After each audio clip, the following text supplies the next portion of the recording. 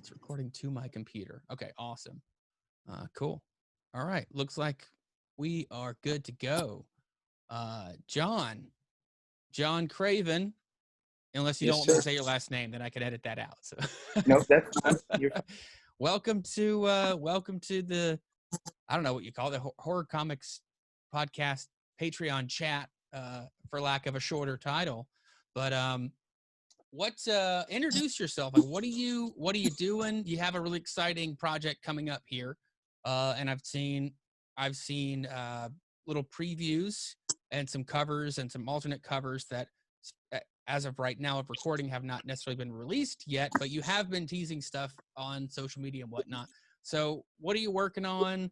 Where can people find you and follow you and get involved in your project? And we'll just go from there. So I'll let you have it. All right. Well, first, Chris, thanks for having me. Thanks for allowing me to come on here. I appreciate that. And what I'm working on is a horror comic called Low Daniels. And if anyone wants to follow me or learn more about it or find out more about it, please go to my Instagram page. It's at the_fool_killer, the Fool Killer. On Instagram, I think if you look it up, there'll not be many options to choose from there. So I should be pretty easy to find. But the horror comic is kind of set in rural North Carolina and revolves around a lot of the fictional. It's fictionalized, but some of the old folk tales and folk stories and some of the folk ways that come out of rural North Carolina, being like the some of the beliefs and historical fictional figures. So I'm not sure how far you want me to go into it just yet, but that's pretty much the base. As far as you want, as far as you're comfortable teasing, or Sure. put it out there. Obviously, you don't want to put out spoilers, I'm sure, but I'll let you talk about it as much as you want. Seriously, whatever you want to put out there. Well, the story revolves around a young man named Low Daniels, who historically, throughout his life, was kind of what most people would consider uh, kind of unsuccessful, and from kind of a marginalized family. Accepted in the community for their role, but not really accepted as members of the community in so much that they're kind of, pushed to the outside. And the only thing that he really has that has any real value that he can see is um, his family home. He's the only son of an only daughter, only child of an only child. And when his mother passes away, he finds himself completely alone. He doesn't have a lot of education. Never really did very well in school because he wasn't expected to. And he was kind of pushed along through the system, and ends up working a part-time job for minimum wage and loses that home. And that's kind of his last tie to society. Once that breaks, he begins to spiral out of control. And he finds himself in dire straits and contemplating suicide.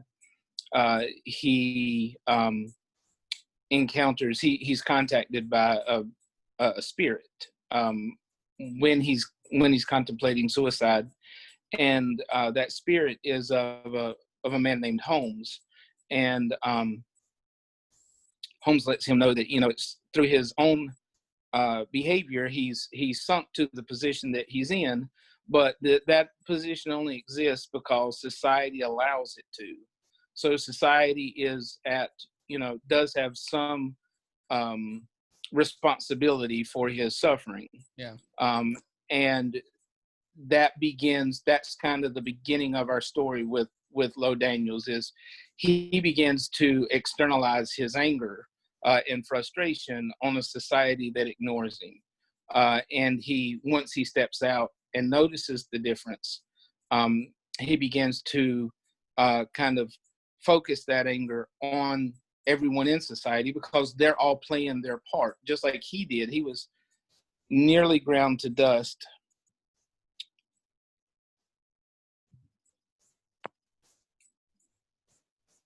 Are you still there? I'm Yeah, sorry. yeah, yeah. No, no worries. Um, All good. he was nearly ground to dust before he kind of broke his ties with society and went his own way. So now he kind of holds everyone else responsible who continues to play the game and create the holes to push the poor and marginalized into, and hate the ones who have the power to change it and choose not to, Yeah. or actively participate in it. So that, in a nutshell, just kind of gives you some of the background for him. Now, Lowe does have a history of mental health issues, and he is either delusional or he's actually interacting with a spirit that's guiding him. That if that's true, and that's kind of left up to the reader to discern through this Oh, I 12 love it. issue series. If it's true, it plays well into his folk magic, uh, uh, the comfort and the commonality he has with folk magic.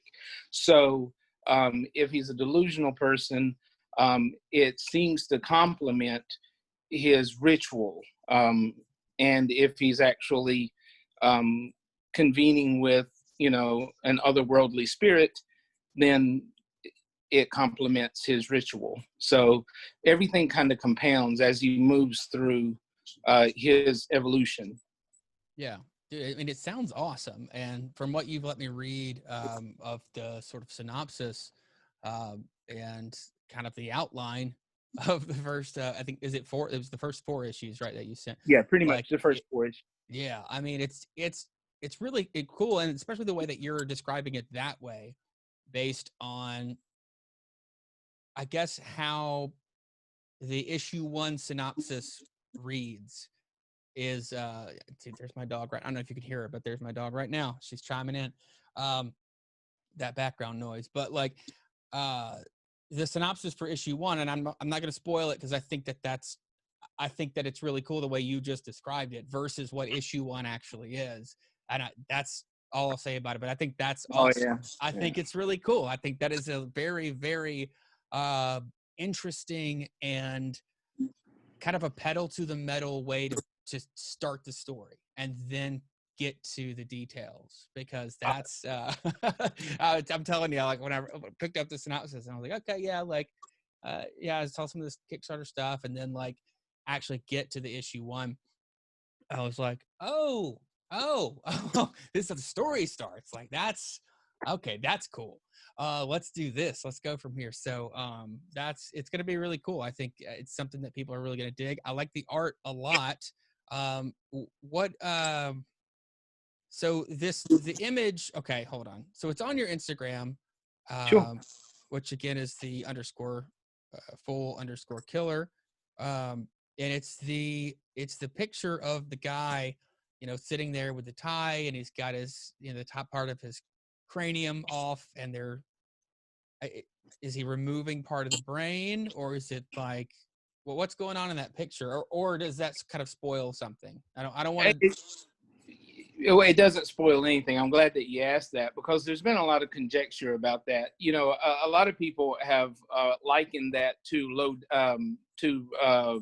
Hannibal, the scene where he feeds, a fella his own brains. Okay, yeah, Um, I got you. so and I get that, but if you look, and I'll send you the reference photograph that we used, but that's actually that picture is an homage to a a doctor in the 1800s first experimenting with electroshock therapy, Oh, wow. and Lowe's face is very closely modeled on the face of the of the man that's receiving the therapy, and he's in a straight jacket, and he's set in almost exactly the exact same position as Lowe. And the reason I did that was the doctor and Holmes on the cover have the exact same indifference in their face, Mm-hmm. and so this cover represents Holmes's, who is this spirit guide for Lo, his kind of indifference to Lo and Lo's suffering, and just concentrated on the process. Yeah. And just concentrated on the work that Holmes is given Lo to do. So the fact that his brain is exposed is literally just a heavy-handed metaphor for, somebody's playing with his brain. Either he's completely deluded and he can't differentiate between his delusion and reality, or this spirit is manipulating him in a way that's indifferent to his own suffering, to Lo's own suffering. So, the person that he, I guess, connects with the most now is totally willing to torture him. Mm-hmm. And he still, and Lo still goes back to it. So that's the whole, and Lo's, Lo's outfit. I'm glad that you picked that up. That's absolutely crucial to who he is as a person. He works at a place called the Pig and Poke grocery store. It's based loosely off of the Piggly Wiggly. Oh yeah. And he identifies that and uses that as his last social connection is his job. So when he's doing his work, he's wearing his uniform. So okay, gotcha. Yeah, so okay, so that's Holmes in that picture there. And I'm just gonna, is it okay if I show it on the video? Absolutely. Just so anybody watching has reference what I'm talking about, if I can get it to focus on, well, hold on. There we go. But that's what we're talking about, folks. Right. Okay, cool. So that's Holmes. That's awesome. I like the design. I like the mutton chops with the mustache too. That's awesome. Yeah, that makes sense now. Like Electro. Okay, let me ask you this, because one thing that I noticed that popped out first for me looking at it, I'm zooming in on it now. The brain there, that looks like mixed media kind of art. Is that like a real kind of brain matter mixed in, or did you just draw that and it just happens to look real? Yeah, I can't. All I draw is flies, so I have to pay an artist, and Oh, I got you. Okay. I have a very invested young artist named Maram Shabana. Okay. And she does all of the artwork, and she often argues with me on what she thinks will look best, and about 50% of the time she wins. She had a lot of say on this, on that cover. I'm the one that imagined what I wanted it to look like and found the reference photos, but she really kind of takes it from there and runs with it and just continues to tweak. So she would have to answer that, but I think she does handwork on almost everything she does, and especially with something that's that she had to create almost 100% from scratch, because the reference photo, though it's very it's very faithful to the reference photo, it's still a very different photograph overall. So or kind of put her own sort of twist on it there. Image. Yeah. So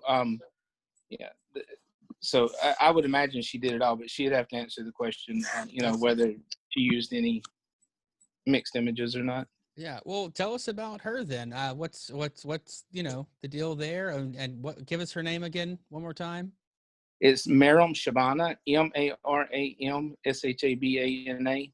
Cool. And you can find her. The easiest way to find her is to go to my Instagram page and then look for Sunady, Sunadi. She is a Fiverr artist that I commissioned a bunch of artists off of Fiverr to draw the same panel, and she by far gave the best work back to me. And so we've worked out some contracts, and she's doing all of the work. She does everything. All I supply her with are the reference photos or reference sketches that I make, and then she goes from sketches to lettering, and everything in between. Okay, and give me that. What was her Instagram tag one more time? TSUNADY_Fiverr. Here we go. Cool. All right, I'm gonna following her.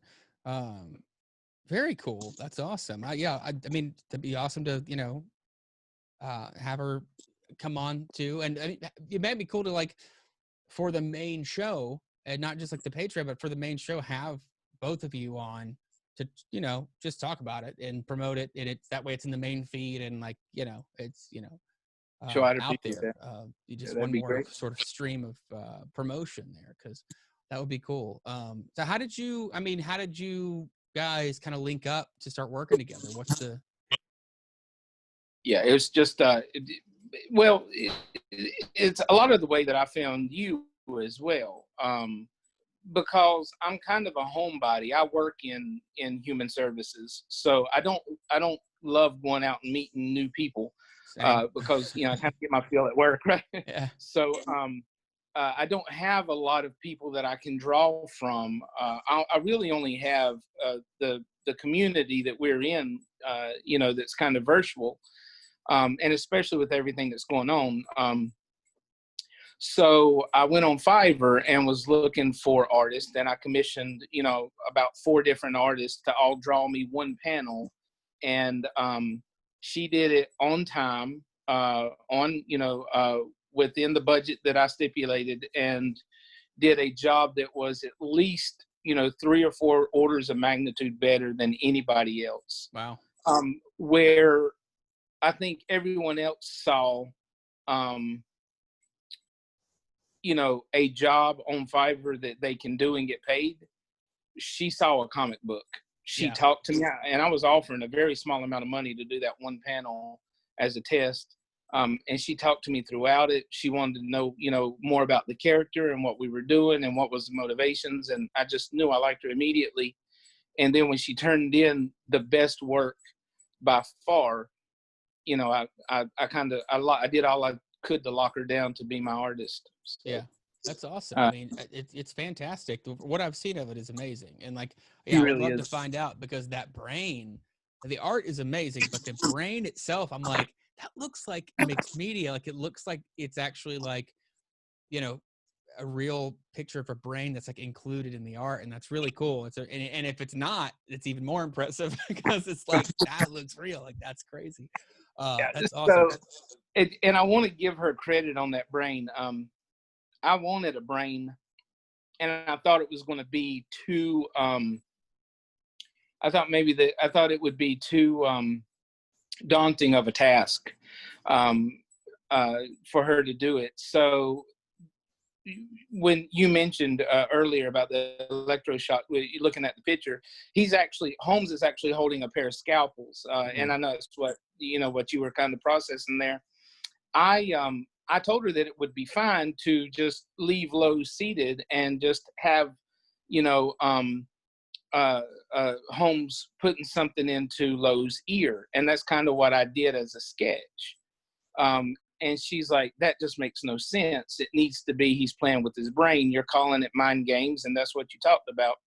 So that's what she came back and delivered to me over and above what I was willing to accept. So yeah, so he is cutting in the Lowe's brain and really playing, and they're really making a mess of stuff. So That's awesome. yeah, so that's totally her addition to it. That's awesome. Hey, real quick, let me go let the dog in so she'll stop barking, and I'll be right back. Give me one Sure, second. you take your time, not a problem. All right.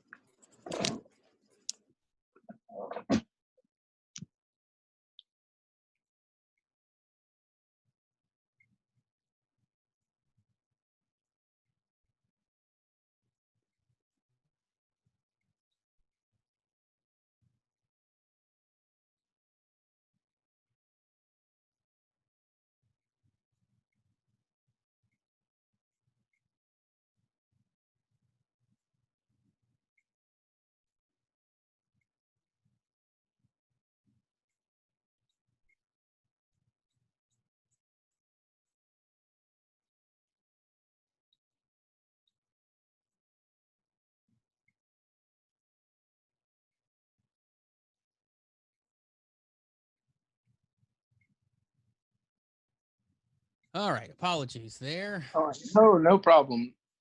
Um, Remind me before we finish. I do want to talk about the Kickstarter Yeah, yeah, for sure. and the different tiers that we're offering, especially the horror comics podcast Yes. tier. Yeah. And hey, I appreciate you naming one after after me, after the show. That's awesome, man. Yeah, I definitely want to dig into kind of what all is going on with that Kickstarter. But I did have a question for you about writing, about writing the comic. And I don't know, this might be difficult to talk to like describe versus just like showing somebody. But as far as like the script, okay, so like writing a script, um, do you just because I've heard like contradicting things when it comes to like how to write as a comic book writer, and I've read a lot of like, you know, just you're the director, you write it out, you describe it exactly how you want it, and you send it to the artist because they're supposed to create that. But I've also heard like, you know, write it but don't be too specific or whatever on like what things look like because you need to leave it to the artist's interpretation. And I was like, okay, well, that seems odd because it seems like the artist kind of needs all the information they can get about, you know, what's going on in each panel. So I guess what is your sort of approach to scripting a comic book? Like, you know, you don't have to try to like go into super detail, but just, you know, however far you want to go into that. That's something that interests me a lot. So, I really appreciate you asking that. I think that's a conversation most people don't want to have yeah. because they don't care. And That's one of the things that I most enjoy talking about. I've actually been writing most of my life, and I self-published a number of books on Amazon I feel through like you their already named them too, by the way. yeah. Well, I've actually pulled them all down because I'm going to rewrite them into comic books. I got you. Uh, Okay. but because what's happened is what I discovered was my writing style is very much, and then this happens, and then this happens, and then this happens. It's very descriptive, I got you. but it's also very heavy and very wordy, Okay. and that doesn't benefit short stories, or stories with kind of light material. But what it does do is it makes a very good script. Mm-hmm. So when I discovered comic books, and you literally write, and in this panel this happens, and then this happens, and then this happens, that plays very well. That really complements my writing style, because I see an image and then I describe it, with all of the significance that I can put into it and that I imagine in it. And then, so I see an image in my head, I write about it, and then someone else takes my writing and interprets it on the paper exactly, or very close to what I had in my head. So writing a script feels natural to me, much more natural than just writing a narrative. Yeah. Um, so the that part, when you're doing the description part, the panel introduction, I get to do that very, pedantic, overanalyzed process. Yeah. And then, then you've got, off of a full page, you'll have, this much dialogue, maybe, unless, my character's really editorializing, or providing some, epiphany or something. Yeah. But then, you could have the rest of the page just to describe what's going on. And that's really the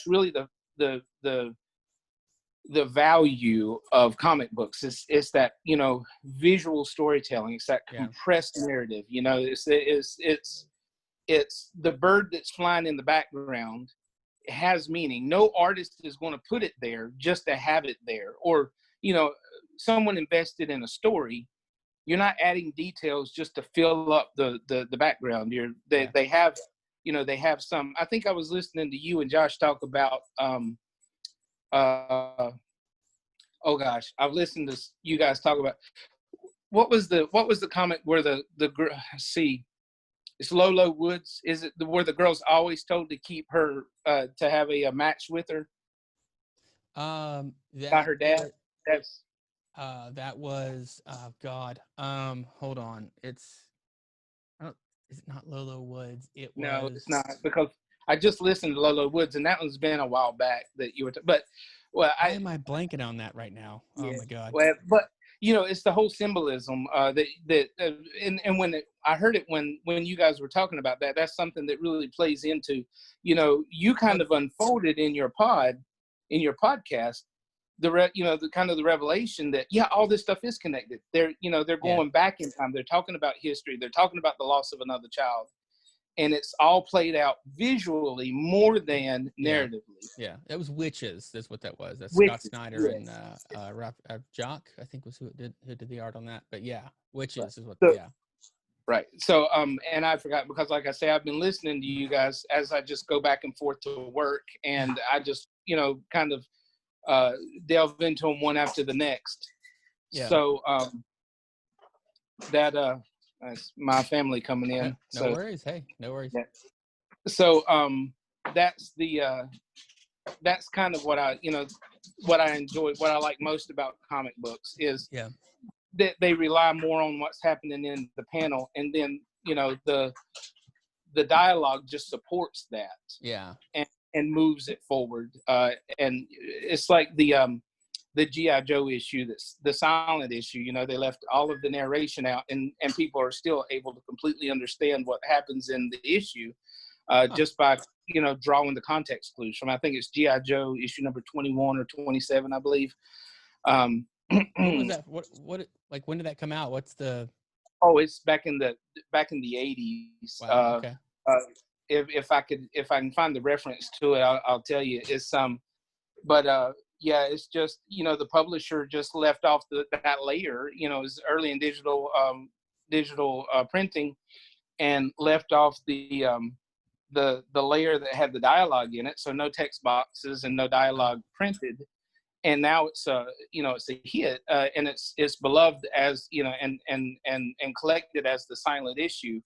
It's very impactful. You see everything by accident or on purpose? No, totally by accident. Wow. But it was just a happy accident. Wow. What was the publisher on that? Do you know off the top of your head? Yeah, it was let's see. I've seen G.I. Joe comics. I just don't remember who was publishing them. It's Marvel. Okay, cool. Yeah, let's see. Let me see. I'm sorry, I was just pulling it up right here. Yes. G.I. Joe issue number 21. Okay. That's cool. I'll have to look that up. That's awesome. Yeah, look into that, because it's a great it's you know what, Redu Foil fan page just posted the other day, and I just made a comment about his post. He posted a new book on his Instagram, and I can't remember the name of it right now, but it's a full page of nothing but the trajectory of a nuclear bomb falling out of the sky, and every panel is just advancing that to a blinding white light, and then the mushroom cloud, and you can follow everything that happens in it. Now that obviously isn't a doodle.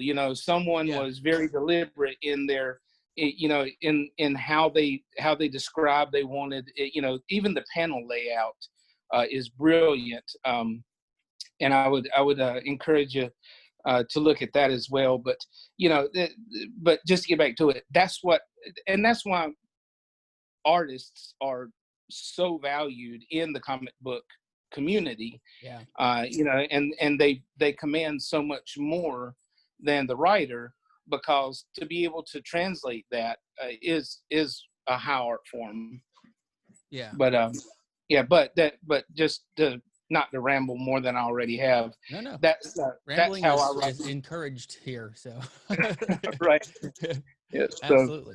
Because I've seen I've read scripts from um, like Alan Moore, and even um, I think it was there was a recent, God, I'm blanking on, of course it's always in the moment I start blank on names and who was involved in what, but they just recently released a Swamp Thing special within the last couple of years, and it was a story.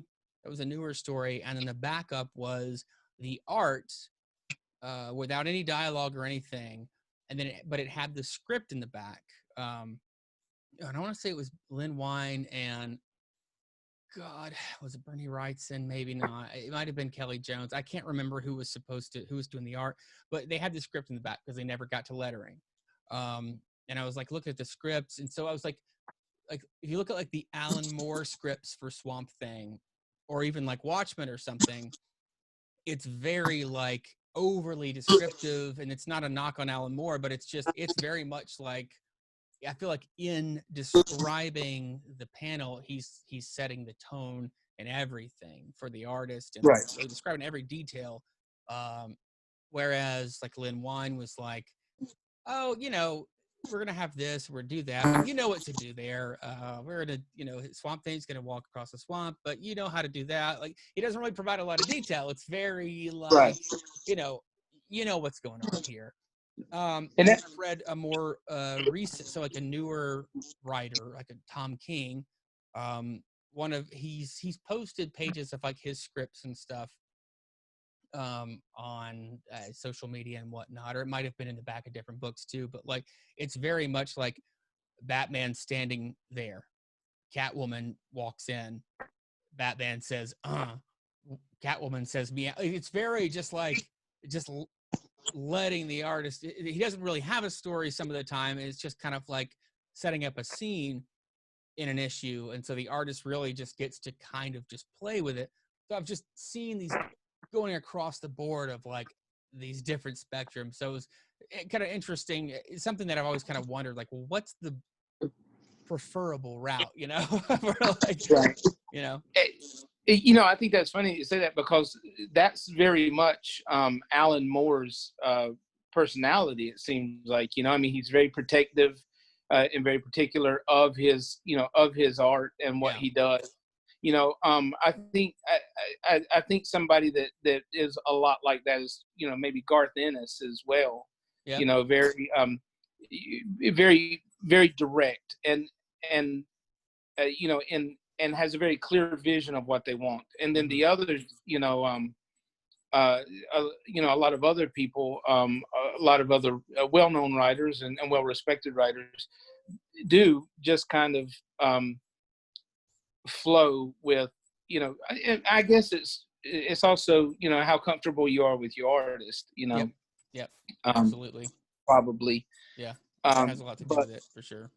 yeah, but I think Alan Moore is, I mean, he's kind of a rare genius. He comes Yeah. up with stuff. Just about everything he does you know, is a hit, or should be, right? Yeah. Yeah. So, For sure. yeah, and I think that he just protects that, and, by being a little over descriptive. Now, I think I tend to be the same way. I just don't think I have the the genius part yet. I've got the pedantic down, but that's also why I so appreciate the artists that I work with, because she'll tell me, no, that's dumb, and I'll say it's not dumb. It's it's just different. It's hard to draw. That's why it's dumb. How's Yeah. that? So, Hey, don't yeah. your holdbacks. Don't put those on me. No. Exactly. But I mean, so you have a really, like I was saying before, like the story and the sort of setup and everything is really compelling. Like it's a cool, like, you could, I don't want to compare it to, but I'm just for the sake of arguing, like, it, you could compare it to something like the newer like Joker movie, or movies in that vein, where you have this character study basically, that it's like you're taking a genre, in this case like horror and like killer, and you're giving it like uh, a character study almost, and it's, I don't want to make it sound that simple, because when I'm reading these breakdowns of these issues, it's not that simple. It's a different thing. So that's why I was like, I don't want to compare it to that, because it's not like that.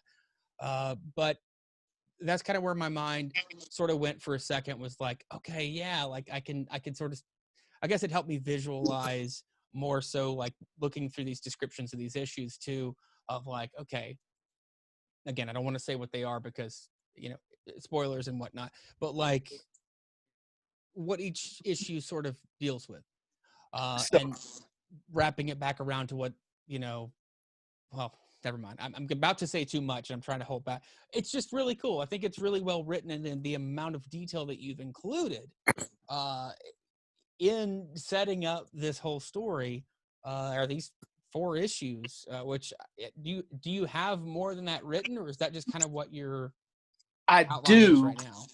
No, I do. I have all 12 issues outlined Oh, to the 12. extent Okay. that you have them. I have all 12 issues outlined to the extent that you have them. Those, those 3.5, because I actually stopped at 4, because there's a break point that things that, all right, because what you have doesn't describe how Low does his work, Okay. what he does to the people. But it gives you the outcome of each issue, right? Yeah. Well, there are some outcomes that are so descriptive or so pivotal that I can't even disclose the outcome, Yeah. because it'll spoil some of the mystery for you. Yeah. Yeah. The fact that Low kills, and kills, very deliberately and in a ritualistic way, is the story. So that's, we have to talk about that. But then the effects and the process that his mind moves through, um, as he grows in this, in his work, I do have to kind of closely guard. So I picked a Yeah. stopping point, and I stopped there, and I sent you what I felt like that, could intrigue you. Because here's the thing, and you keep, and you keep going back to it, and that's and I want to address it without giving away anything either.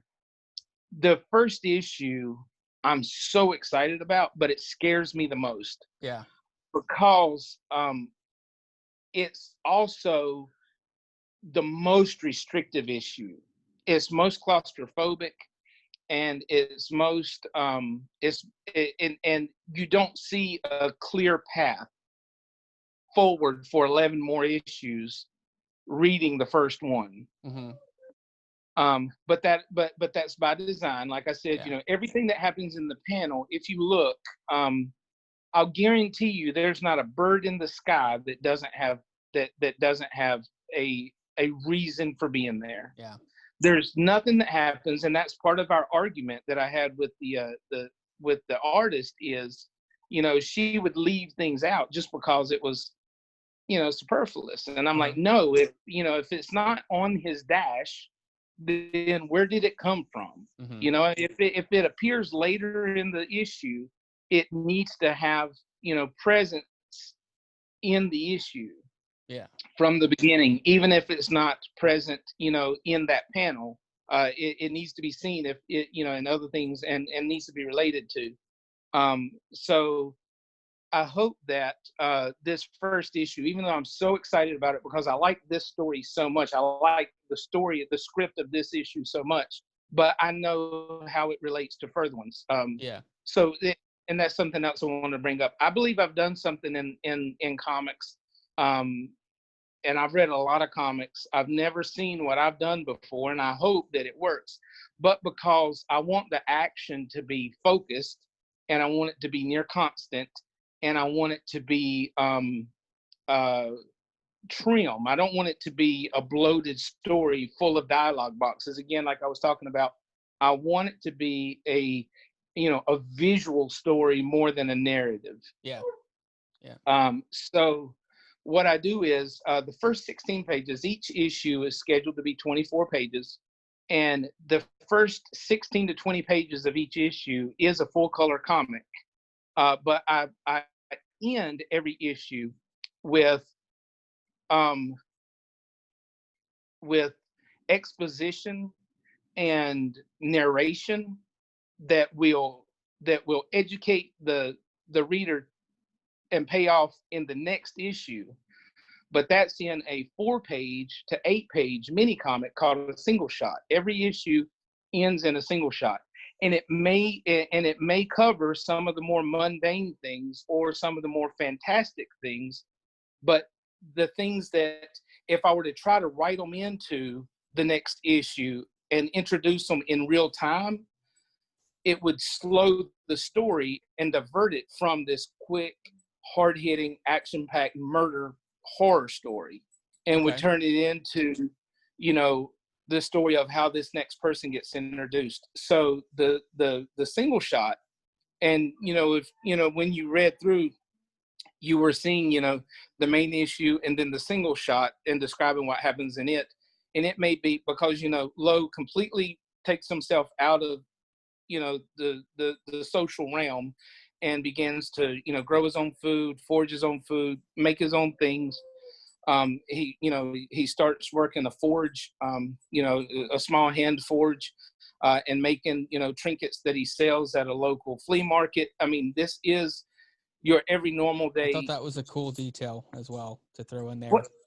Yeah, and I appreciate that because it's a lost art, but it's an art that very much every man or every person can learn, and can be recognized for it. So, I want, because it plays importantly into who he is developing and who he's becoming, but I don't want that to be in an issue where he's also about to split somebody's head open. Yeah. So that goes in the black and white single shot, and you see how that story plays. So when you see him selling these things or doing these things or interacting with other people, you know how that plays into his life, how that how that talent was fostered. Yeah. So there are even and very often I introduce new important corrupted or the victims in the single shots, and then so when you see them in the future, in a future issue, as Lowe learns about him, you already know he's right, but then you see him go through the process of confirming their guilt, and crafting their trial, because he puts every one of them on trial. And That's interesting. That's cool. Yeah, and so you can see that he's already heading in the right direction, but he's learning it in real time as you read the comic. So Yeah. So again, I'll go on for hours and hours, so you can stop me, but that's really the basis of the difference that I feel like that this comic book brings is it every issue for 16 to 20 pages, you're going to get violence and mayhem, and real heavy, his madman philosophy, and as he's teaching, because what he's doing is he's working the people through to accept their fate. He's telling them, just like Holmes told him, you're absolutely in the right place. This is happening to you for a reason. You need to accept that and purge yourself of this corruption. So, at least you don't die deluded, and as foolishly as you've lived. Yeah. So, but so that's the part. That kind of is the layout that I've chosen to look at there, or kind of work on. It is detailed. Like it's so detailed. I guess is what I'm trying to say. Like the like you've obviously thought out all of the sort of layers of the character, which I think is really cool. Especially nowadays, reading a lot of more so like the mainstream kind of comics, like the big two comics and stuff. And I don't want to say that every one of the books that come out from there is that way, but like, or is this way that I'm about to describe, but like, it's almost like you can pick up those books, and with each issue, you can see the struggle of, well, who is this character? and what is my grasp on this character? Uh, what is this character about? Like a lot of those books, it's almost like it wasn't thought about beforehand. It's just like, well, we got to throw it out there because you get a lot of, you know, it's got to be hard dealing with characters that are famous and years and years and decades old. But at the same time, for the story's sake, it's like you could almost feel them struggling with like, well, what story did I even want to tell with each issue? And it like, so to hear you kind of describe, not kind of describe, but hear you describe all of this is pretty like, it's pretty crazy. Like, I mean, not in a bad way. I mean that in a good way. That's awesome. Like, it's very thought out, and I'm very impressed with like kind of with what you've got set up here. I mean, that's nuts, man. Like most Well, people don't think about anything this much, and you've well, got my wife this will figured tell you out. nuts as well. Do what? My wife will quickly tell you it's nuts as well. She really thinks I'm losing my mind. And you know what? Who knows, right?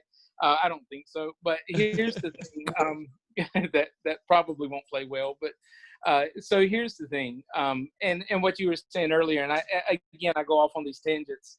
I do want to go back and touch on what you were talking about, the character study. I don't take any offense to that at all. I do not. I don't reject the fact that there are parallels between Arthur Fleck and Lo Daniels. I take that as a compliment. Um, and oh, he's blanking. I'm blanking on his name. I think you probably can tell by my my Instagram name, the Fool Killer, that I'm a huge fan of the Fool Killer, which is a Marvel character, but a Marvel character that's based on an old North Carolina character from the 1830s that existed. Honestly, I'm not familiar. So please. Oh, yeah. Please. Well, so the Fool Killer literally did just that. His name was Jesse Holmes, and he would roam North Carolina and Virginia and beat to death anybody that he deemed a fool. And that would be, and this was all, it was a, it's always been a fictional narrative character. It's always been a character that existed in the funny part of the newspaper, the comic part. He wrote letters to the editor of the Milton Chronicle starting in the 1830s. The Fool Killer, Jesse Holmes, would write in letters talking about his exploits and who he gave a good Joe darter to, and that would mean that he beat him to death. And the Fool Killer in the 1830s and in Reconstruction, North Carolina, was well known to beat to death people who he took on the KKK. He took on the Liberty groups, the men that would go around after Nate Turner slaughtered so many white people, mm-hmm. and they would harass the black community in the 1870s and 1880s after during Reconstruction. And and the Fool Killer was always poking his finger into the eye of he routinely wrote about killing politicians and unfaithful men and imprudent women. And he was a tragic character because history doesn't.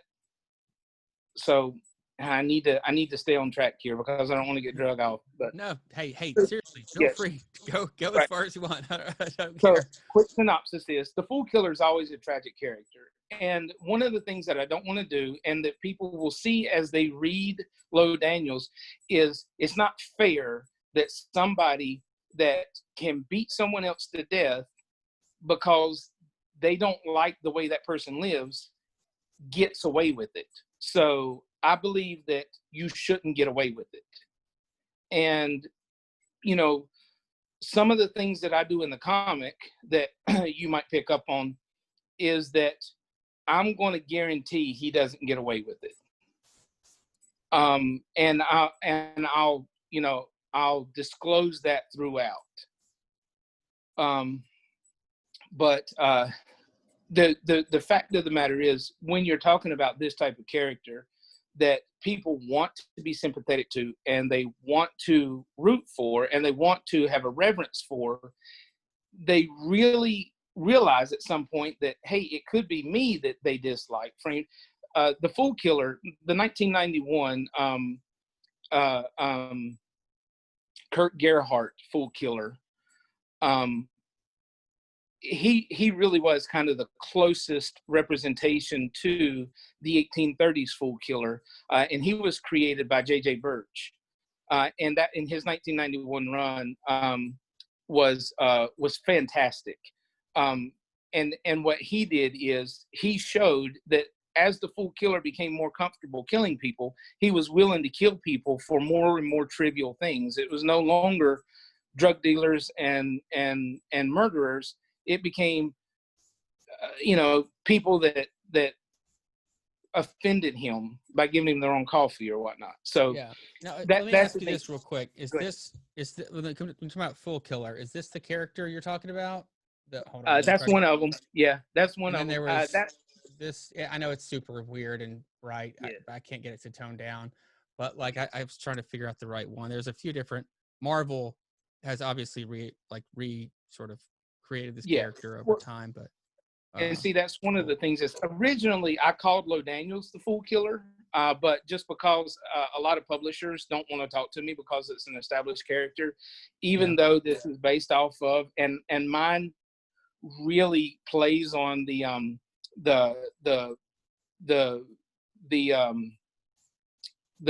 what do you call it, where there's no copyright. Oh, I just blanked the word. Not open source, but I know what you're talking about. Again, I'm blanking too. It'll pop into my head. Yeah. Even though mine's based on a lot more, it relates to the Jesse Holmes Fool Killer. It just wasn't worth the hassle, and the fact that that Lo Daniels has a whole nother established universe that I was going to branch him off into anyway. I just kind of separated him from the Fool Killer name altogether, though they are still connected. And that's what that brings us back full circle to my rambling but discussion about how I think it's, flattering that you see a relationship between this unhealthy man that you still sympathize with, and Arthur Fleck and a few others. Again, I tried to commit their name to memory.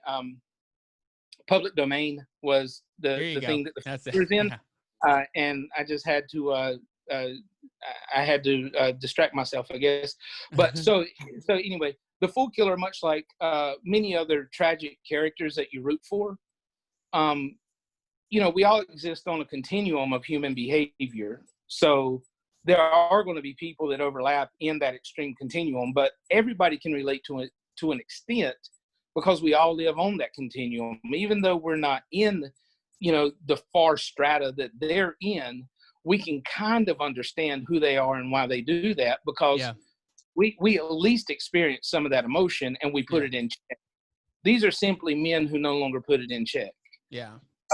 So whether it, be through, stress and mental health issues or, repressed anger or, spiritual intervention from a malevolent host, right?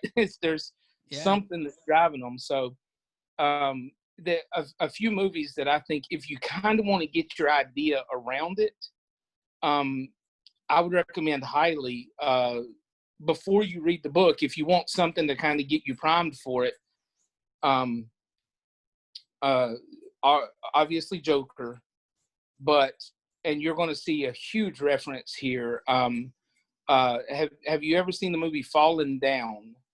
With Michael Douglas. It's been years. It's been years, but yeah, I have. I know the general sort of idea of it, but I got you there.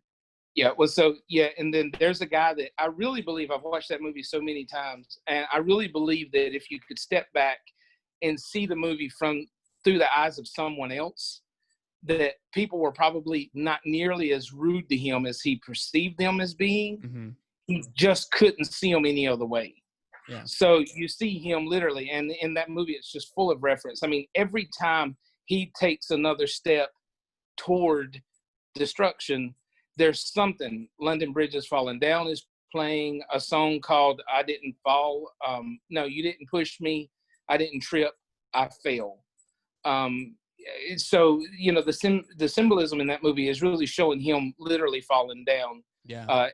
And he doesn't realize he's the bad guy until the end of the movie. Joker embraces it. Yeah. Defense, and I can't remember the name his character is slipping me, but I know it. But he's called Defense throughout it. He rejects it once he realizes what he's doing. And then another movie called Super with Rainn Wilson and Ellen Page. Oh my God! Do you like that? They shot Super in my town, my city. Oh, did they? We had a weird time of like, it was like called Hollywood South here I'm in Shreveport, Louisiana, and Right. like there was a huge tax break and they could shoot here, and they were able to cheaply get like grants and stuff to build studios, and they did.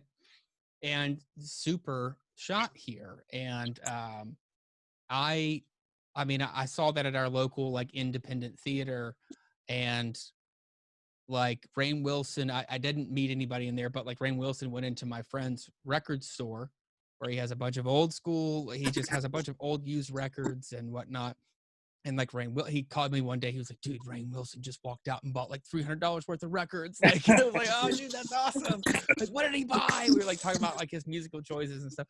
But he was like, "Dude, he was so nice and like was like just so cool and like But like they shot that here and like at our local diner that's right down the street from me right now. That's no longer operational, unfortunately. But that movie, people, I'm sorry to go off on a tangent on Super, but I've never met anybody else, dude, that like loves the movie. I don't want to speak for you, but I love that movie so much. Love it. I can watch it anytime. And like I showed it to my wife and she was like, "Oh my God, this is incredible." And it was just like, fucking finally. Like but that movie like is a very underrated like beast of a movie. And it's like yes, absolutely. James Gunn, I mean they go ahead. I'm listening. No, he killed, like everybody killed it. Kevin Bacon and Liv Tyler and like Michael Rooker.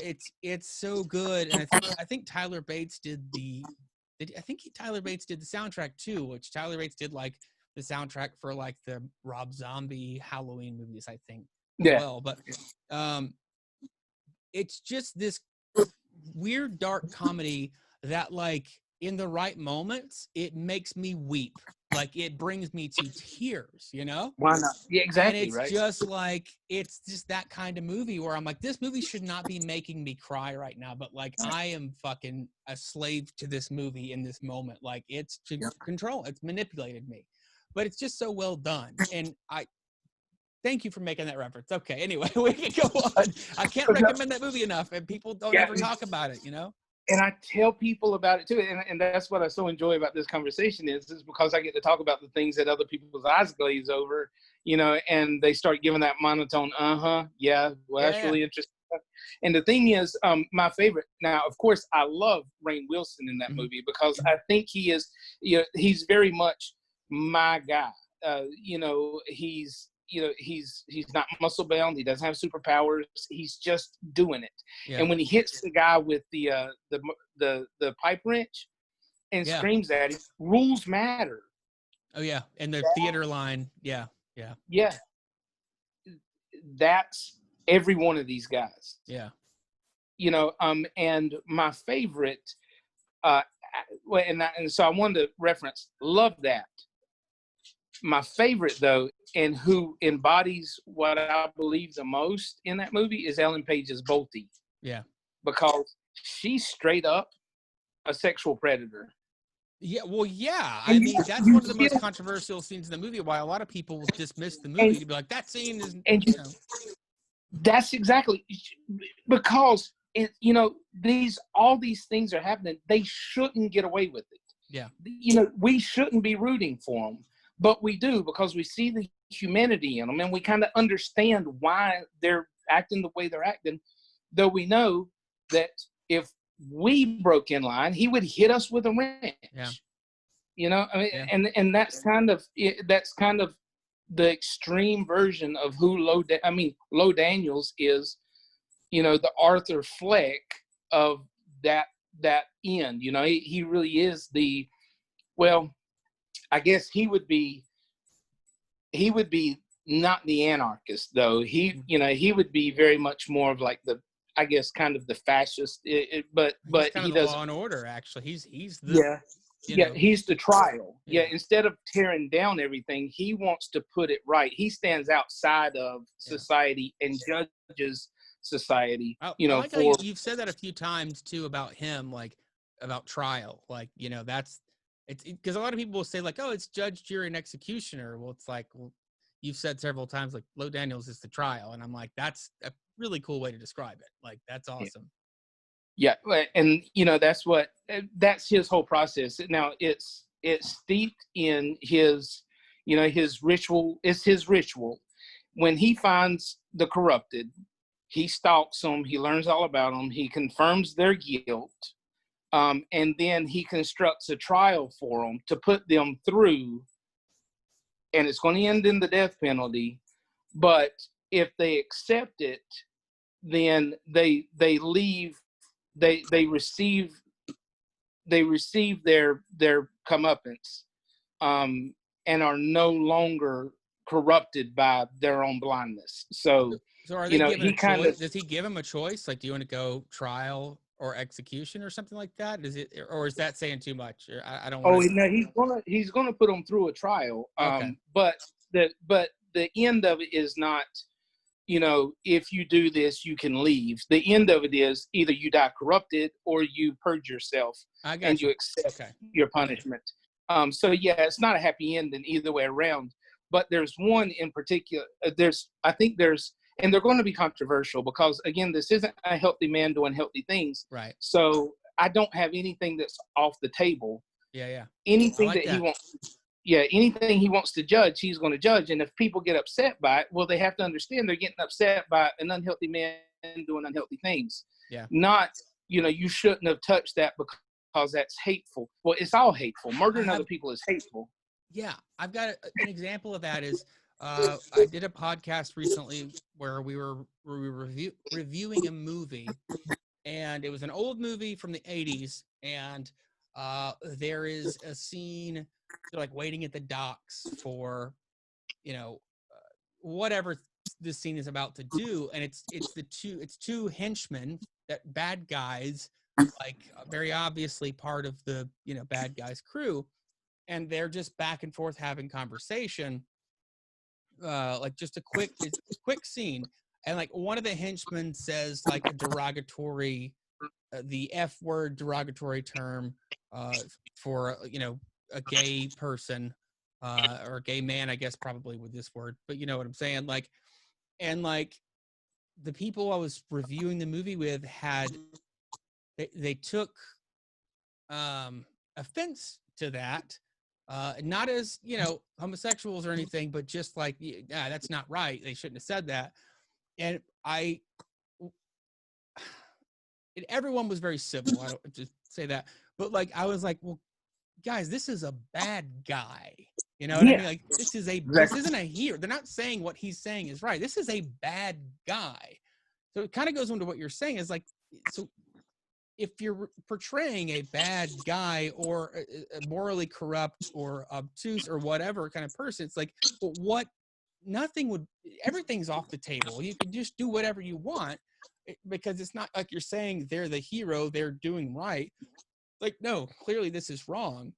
So, sorry, all that just to say, like, No, I know exactly totally. what you mean, and I completely support what you're saying too. Of like, you shouldn't have anything. It's like bad guys should be able to do any bad that you want to have them do in a story. It shouldn't be any limits, because it's like, this is bad. They're the bad guy.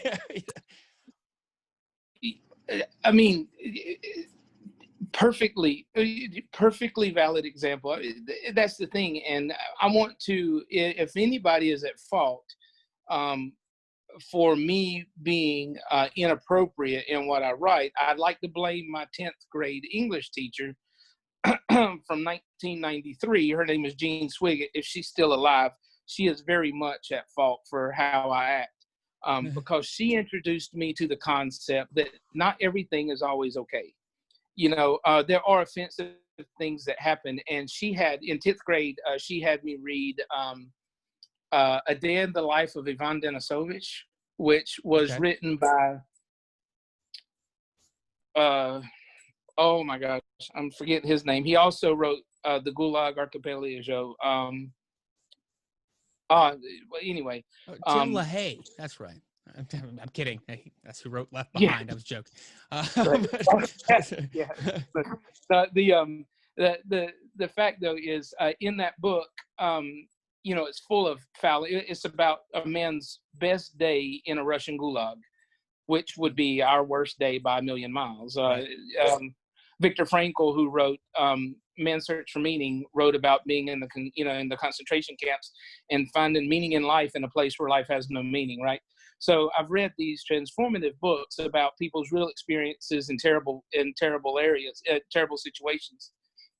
But she introduced me to that idea that real life is terrible, and that there are terrible people and they do terrible things. And if you ignore that, then you can be preyed on by them. Yeah.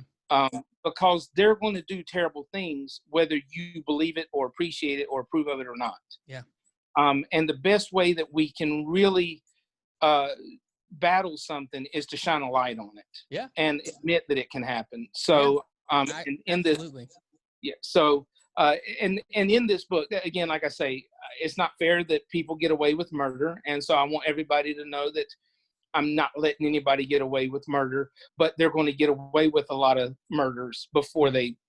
And Lowe, my character Lowe, because I know him very well, he lives in my head. He's okay with that. If he gets caught, that's the least of his punishment. Yeah. He understands that what he's doing has tremendous consequence. And he chooses to do it anyway.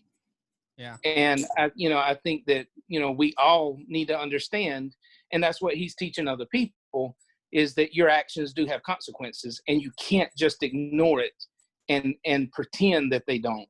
Yeah. Because other people haven't held you accountable for them yet. Yeah. Oh, hell yeah, man. That's awesome. That's killer, man. Hey, I got a couple questions for you, but before we go into those, let's go through your Kickstarter tiers. Let's talk about what people can kind of get involved with there. And I'm going to pull it up here as well to make sure. If the link doesn't work, let me know and I'll send you. It works. No, we're good. I've had it up already. I just, I accidentally closed out my Safari thing here. So I've got, but yeah, go ahead. Sorry. The tiers, first off, I want to shout out, that Geekstone United, at Geekstone United on Instagram, Alex and Mikhail, those two guys are awesome. If you need help figuring out Kickstarter or other advice, there are a couple of nerds and they are awesome. Hook up with those guys, talk to those guys. They're accountants, they're business professionals. They want to see this, this hobby and this community survive, the kind of the apocalypse that we've been under lately. And they're doing that by supporting individual creators and small creators. And they are such a huge resource. Geekstone United, look those guys up. I just followed them, so I got them on there. So a good and so in saying that, they've been really helping me with my rewards tiers, and so that's in flux and it's moving. So you might not even have the most up to date awards, but yours is still on there, and I want to go ahead and touch on that. But we can kind of go through them as you want. Lay it out for sure. All right, so a big thing is I believe in. I'm not really the guy that wants to spend $50 on anything. Just like your podcast. I was looking for, like I said earlier, and again, I always go around in circles, and I apologize. No. Hey, Just to circle kind of around. tie I this don't all care. back Go together. for it. So when I was looking for a podcast, because I don't know anybody, or when I was looking for an outlet to talk about my Kickstarter and other things, um, I don't know anybody. So I went on Fiverr and started looking for people who were advertising, hey, let me talk about your comic book with you. Real quick, And sorry, there's real quick, and I'm sorry to interrupt you. I'm just no. what is Fiverr exactly again? Oh, Fiverr is an online resource where you go on and you can put in literally anything you want. Say, I need a comic book artist, and you just start getting Yeah. people offering to let you do, to draw your comic books. And then, there's different amounts, and you just work out with Okay. somebody what you want them to do, and they'll do. It's just a small independent creator community. Okay. Yeah. But That's, and my apologies because you did touch on that earlier. But okay. Yeah. So sorry. Go ahead. no, so I went on there looking for someone that I could talk to about my comic books with, and no one exists in that format. Maybe something you want to look at. But what I did find was a lot of podcasts talking about, let me, talk about your business, let me talk about your music, let me review your book, but not really comic books. Mm-hmm. And it popped into my head then, well, I listened to Ear Biscuits and other podcasts.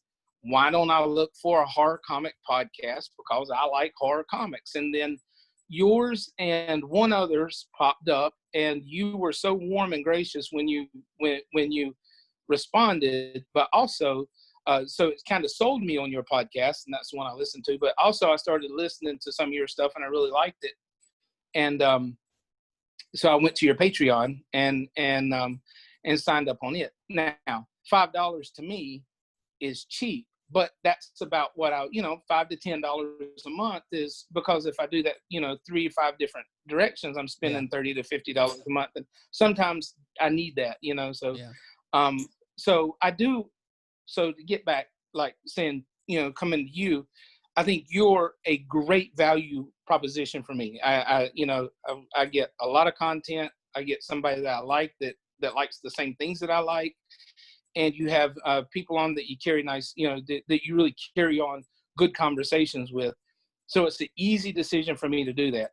Anything over about $15 to $20 one time, that's something that I'm pretty I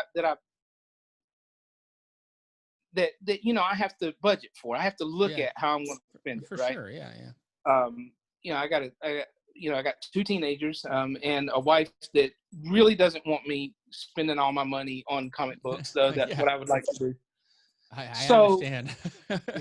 As I was talking to Alex and Michael, as I was talking to them, it was one of the things that they kept saying is, like, you're giving it away too cheap. Stop doing that. You kind of value your own work more than what you're doing. And I kept saying, well, I really want it to be accessible to everybody that wants it. So we've landed on, there's a lot of different tiers. Mm-hmm. And in my opinion, really the best stuff, the stuff that I'm most excited about, all occurs at about $12 and lower. Mm-hmm. And then everything else, to me, I really appreciate it, and I hope other people like it. And we've really worked hard to put together stuff that they really like. But to me, I understand if you don't see, if you don't support at that higher level. I just want something there for everybody. Yeah. And I want something substantial there for everybody. I see a lot of Kickstarters that say, donate this, this much just because you love it. And I appreciate that. But I really want to be able to give something back. And at the higher levels, they've helped me put together what I think are great values, but they're still, a little more money. Yeah. So we do have a $1 level. I really pushed for a $1 level that actually gets something for it. The $1 level is called the True Believers level. And what that does is, if you pledge $1 and go to our social media and kind of follow what we ask you to do, and following other people and liking other things and posting to a hashtag for Low Daniels, you become, you're recognized as part of our group at that point. And then Low Daniels is actually going to mail a handwritten postcard to everybody that thanking them, and kind of welcoming them into what's called the blood rot, Nice. as a as a physical connection Yeah. between our world. Are they now complicit in the murder as well? Well, They're complicit in the crime.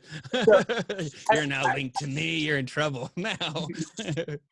The thing is, I don't know if you heard the nursery rhyme that we wrote, but where would I find that? It's on the Kickstarter. It's the video that's up right now. Okay. It's a nursery rhyme that we wrote for in the future when children are being warned about this man. Oh, dude. So like the Freddy the boogeyman, the thing, the folklore when he becomes folklore. Yeah. Dude, that's fucking genius, man. That's awesome. So we have. I apologize. I didn't watch the video. I went straight to the details and was looking through all the and then read through the tears and all that stuff. So I didn't even watch the video, and I'm sorry. I'm gonna watch it here when we're done. But that's again the details, man. That's incredible, dude. That's so cool. So who did the lullaby? Geekstone United found a lady that is literally telling. I mean, you can almost see her daughter quivering in fear, as she's telling her about what Low Daniels does. Oh my God! And it's super dark, super graphic, and being told to children as this, because that's what nursery rhymes are. They're cautionary tales. Oh, yeah. They're these morality lessons to teach you there are things you shouldn't do, Yeah. And one of the stanzas is because I've committed it to memory because I love it so much, and it's just it's this little like 15-line nursery rhyme that says, good children have no worry, but good children are far too few. And if you are just bad enough, this is what he'll do. He'll cut up dear old mom, cook her in the stew, set you at his dinner table, and feed her back to you. Stuffed like little piggies, he'll take you by the snout, open up your piggy mouth, and rip your tongue right out. And then it just goes worse from there. So, dude, this reminds me of I'm just gonna say it right now. And I know it's a Patreon video, but and obviously maybe we could use this part for the Kickstarter, but that's I feel like Low Daniels is the next Bloody Mary. Like that's the next, just what do you call? I guess is it folklore or urban legend or whatever? Like that's what that's. So smart, dude. That's smart. That's awesome. I love it. So that's where, and like I said, this is years in the making. This is a complete universe. And that's why I was talking to the guys at Geekstone, Mikhail and Alex. I have a complete functioning language that will be teased out throughout the next 12 issues, that is written, it's phonetic, it has its own rules, and as people follow and gravitate, I'm going to teach other people how to interpret what he's doing when he's doing his ritual. It's all very folk magic based. And the sigils that are on what we call the sigil series of the issues. All 12 issues will have a different sigil on front. That's a real folk magic sigil that tells you what's going to happen in that issue if you can read it. If you can understand it, then so and it's all completely devised over several years of me doing this, because like I say, I was writing other books, and this and Lo Daniels exists in the same universe as the other characters in the other books, who happen to be witches and, you know, other supernatural entities. That's awesome. So it's easy to adapt him to those things. So yeah, he's very much the boogeyman, because he's going to be doing terrible things. And what I was trying, because, you know, the tagline is Lo Daniels is not your hero. Mm-hmm. He doesn't even like you, you know. I mean, and that, you know, that's one of the things that Geekstone's, you know, kind of talking to me about. They're like, yeah, but are we ever going to get somebody that's more palatable than Lo Daniels? And I said, well, you know, think about the nursery rhyme.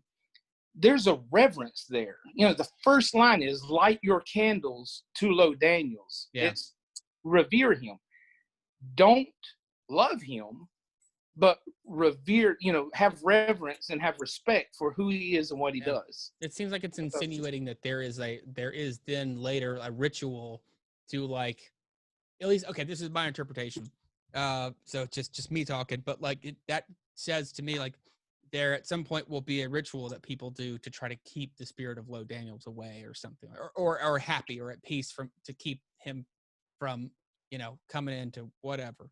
That's what that at least gives me the feeling of like, oh, there was a time when we did the ritual and, you know, we lit our candles to keep Lo Daniel away or whatever. Like, that's cool. I think that's awesome. Right. So, and what it is, that people, you know, he becomes the morality tale that you don't want to invoke his wrath. Mm-hmm. You don't want to become the person he takes an interest in. So keep yourself in order, right? Yeah. Dude, so I know I keep veering this off. No, not off subject, but just on a different road. It's just like it just, this feels like, and this is really cool. So don't, you know, please don't take any of this in any kind of way, but like, it feels like there was this idea for like, what would be a cool old like urban legend or like folk tale, and let's write it backwards. But that's what it feels like. But you haven't described it that way, which is, I think, is really cool, that it's like, it's almost started at the beginning, and that it's like, it's going to get there at some point to where, right. Yeah, and in the future, he'll be this folktale urban legend thing. Yeah. But right now, like, we're dealing with like, and I've never, like you said it earlier, and it's clicking more so with me now, that like, you really haven't ever seen anything like this. Like, yeah, a story I'm like so this. glad you feel that way. Fucking awesome, dude. Sorry for my language. I don't know if other people can hear me. No, you're good. No, you're good. I just think that's really cool, man. And the more you're like giving me details and this stuff, I'm like, wait, you wrote a lullaby? Like, what's going on, dude? I can't wait for you to hear it. I can't wait for you to hear it, because, you know, watch it. When people read it, their eyes bug out, because it is so overtly violent that it's squeamish. You know, I mean, it's not scary.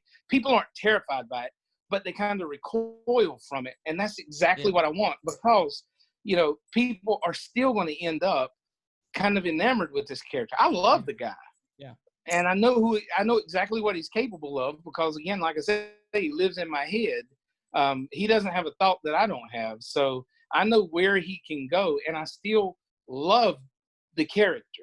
Yeah. So I'm just hoping that other people are that. And that's why I want that physical connection. I want everybody who thinks this is worthwhile, I want them to have something from us saying, we appreciate you. Yeah. So even if it's just $1, we're going to spend another 50 or 60 cents getting you a postcard that says, thank you for that.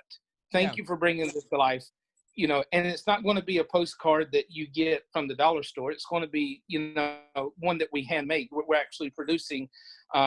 It's called, you know, we call it "Wish You Were Here." You know, and that's kind of a bad wish to wish on people. You know, around, you know, maniacal murder. But you know, that it's kind of that dark humor, that gallows humor that we're talking about. You know, "Wish You Were Here." It's going to be pretty shocking as well. Hope the U.S. Post Office doesn't have any issues delivering them.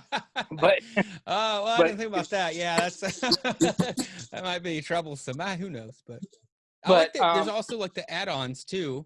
That's like, you know, you can add a perk onto, like, say, the $1, as opposed to, you know, you have different options with each. So you can see that. Do what? You can see that tier You were able to see it? Yeah, with the $1 Oh, pledge of the True Believers, and it says like the Wish You Were Here postcard. Then it has like yeah, eligible to add crime scene report card for $6. yeah. Eligible to add sticker set and like stuff like that. I think that's cool. I mean, that's a cool sort of perk. Unless Great. it's not So supposed to be there, and I can edit this no, out. no, no, Sorry, I don't know if I'm no, saying no. too much. I just did that, so I didn't know if you were able to see it. Oh yeah, yeah. Because I think I added that after I sent you the link.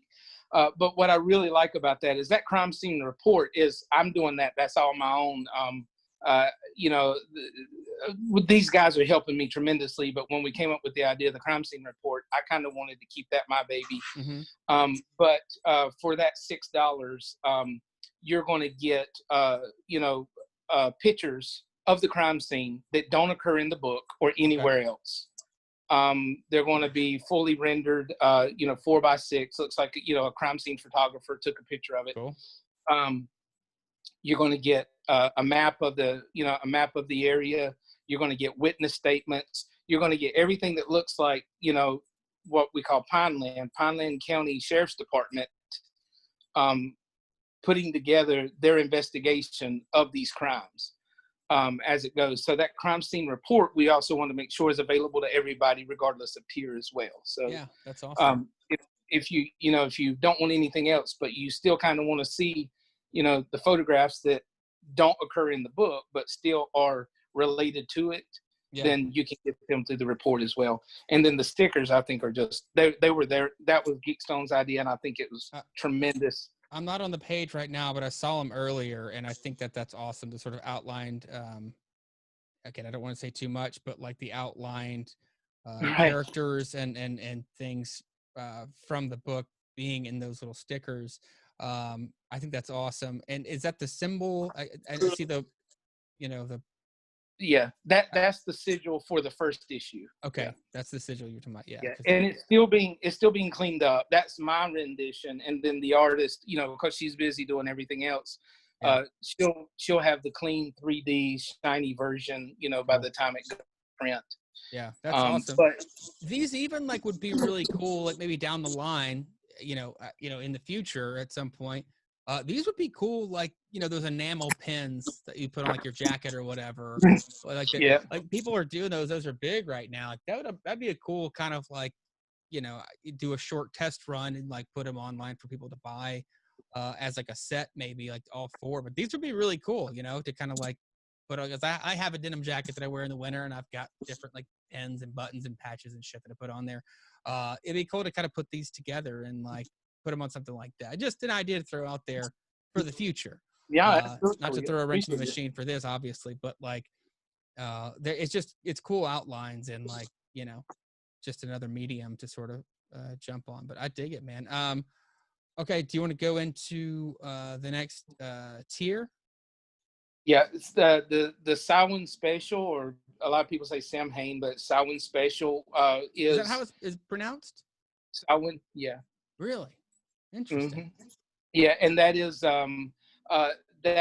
the digital copy of the sigil version. I'm going to send it out November 1st, just after midnight on October 31st. Everyone else gets theirs first. You know, I am very much a copy guy. I am print first. Yeah. I want to support local stores, so I can't bring myself to send out a digital at the same time. But I do want to, you know, recognize the importance of Samhain and, you know, and that significance. So that cover, that $3 digital will go out, you know, pretty much at 12:01 on November 1st in commemoration of Samhain. Cool. So you just taught me something. I did not know that was because I mean, I'm used to obviously hearing it in like movies and like Halloween when they're like Samhain and like whatever. But like, right, and that's interesting. kind of like, yeah, that's kind of like what everybody you know, does. But that's you know, all of the physical copies that I'm pre-selling are going to be all of the Mind Games copies. Are going to be in people's hands. I'm trying to coordinate October 31st. I would love for them to be delivered on Halloween. Cool. For people to read. And just kind of like you talk about that detail and kind of where I'm at on that.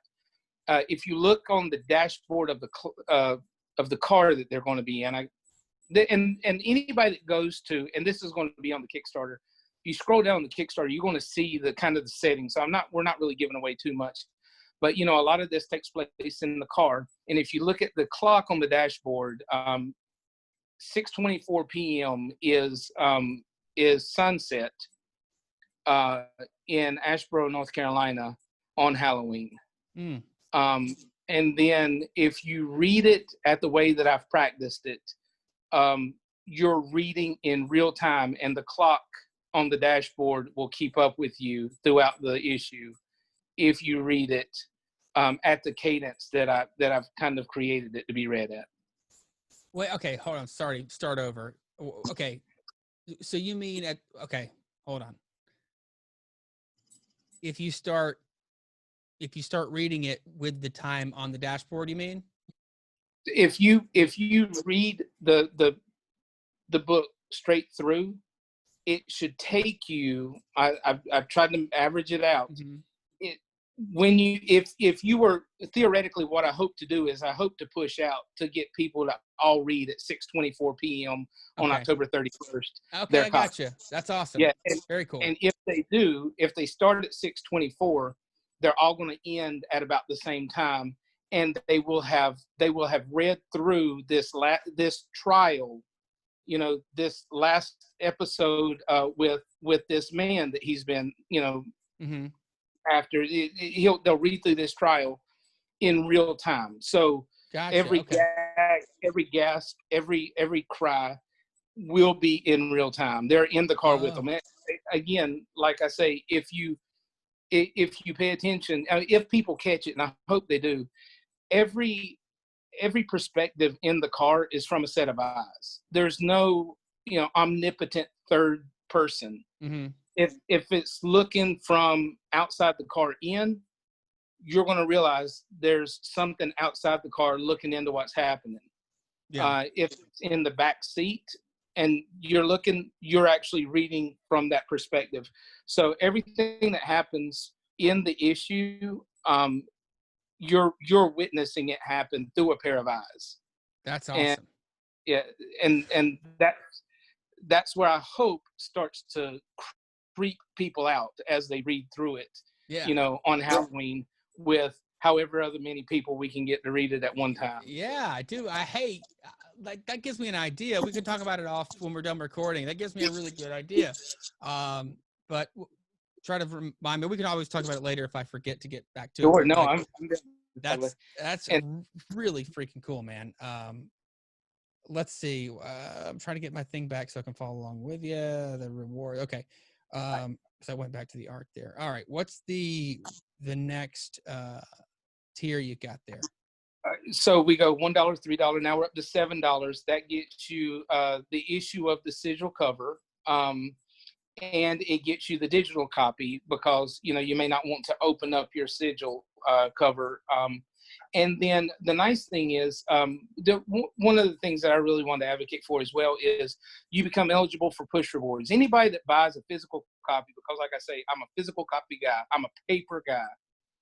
Anybody that buys one, even at the lowest level, will get push rewards if we hit our push goals. Yeah. So everybody is eligible for level 1 and level 2 push rewards at the $7 level. Now we can't do the last reward because it's just too expensive. Yeah. But everyone can get the first 2 push rewards, even if they, are at the lowest physical copy level. And then you're also at every level, with the exception of the electronic level, and the graded one, the EGS. No, I may have misspoke there, but everything but the digital one, you can always add on the add-ons. Add-ons are always available throughout. That's cool. So the sigil, the $7 one gets you the sigil cover, gets you the digital cover, and then gets you push rewards. And you're eligible for buying any of the add-ons that you want to go with it. the next level is $8, and that's just for the poster. The poster, you're not eligible for any push rewards because, like I said, I'm a paper guy. That's for a paper copy. Yeah. But you do get, you can't add the crime scene report or any of the other add-ons. I love that poster so much. I want to offer it by itself if somebody just wants that cool poster.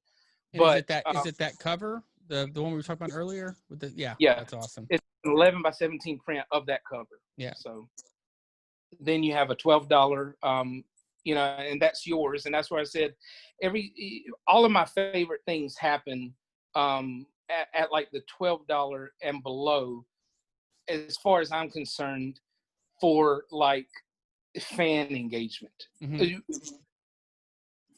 I don't even know if that, because I think everything else above that, we're getting more into collector engagement. And I just want the enthusiast engagement. And that's where I'm most excited. But I understand there has to be a balance between both. And so that I actually went to the highest that I felt comfortable and staying in fan engagement. And that's where I wanted to put your name. So we have the horror comic podcast package for $12. And you get a sigil copy. You get the 11 by 17 Mind Games poster, and you're eligible to add any of the add-ons that you want, and you're going to get the first 2 push rewards if we hit our push goals. So the poster and the copy, that's a saving of $3.